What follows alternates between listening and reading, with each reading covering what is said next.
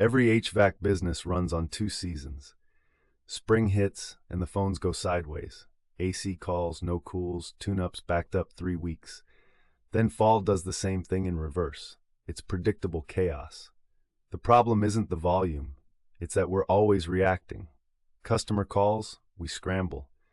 We have 490 maintenance accounts sitting in the system, and no good way to know which ones are about to become a problem before they call us. So I built a seasonal awareness layer into the briefing system.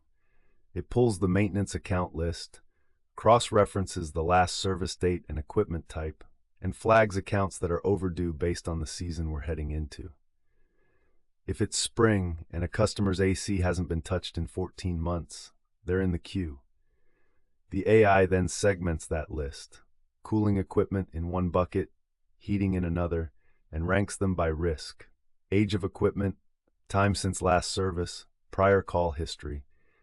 The techs get a prioritized outreach list instead of a random stack.